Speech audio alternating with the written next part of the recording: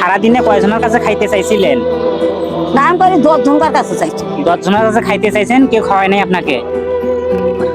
তাহলে আরো এই বেলাটা একটু আপনাকে যদি না না দেয়, এটা কোনো বুদ্ধি আছে ভাইয়া?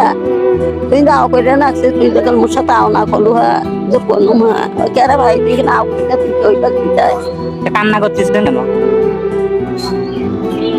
সকাল থেকে উনি 10 জন মানুষের কাছে খাবার চাইছে, কেউ ওনাকে খাবার দেয়।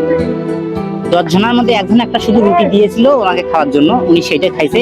এখন ওনার খাবারের কথা শুনে এদিকে আগে আসেন। এখন ওনার খাবারের কথা শুনে উনি কান্না করতেছে। এ পর্যন্ত ওনার খাবার এখনো কোনো খাবারের ব্যবস্থা হয় নাই, খাবারের কোনো ব্যবস্থা হয় নাই। আজকে যদি ব্যবস্থা না হয়, পঙ্কায় থাকে না কেন উঠিয়ে না কিনে খান না যদি ব্যবস্থা না হয় তাহলে না খায় থাকতে হবে। এটাই তো, যেহেতু টাকাটুকু উনি পায়নি, কয়েকটা টাকা পাইছে, না খায় থাকতে হবে, না খায় থাকতে হবে। রিজিকের মালিক কে? রিজিকের মালিক কে? রিজিকের মালিক আল্লাহ। আল্লাহ। তুই আনছিস ভাইয়া খাবার। আচ্ছা নেন, এটা আপনার জন্য আমি বরাদ্দ হয়েছে।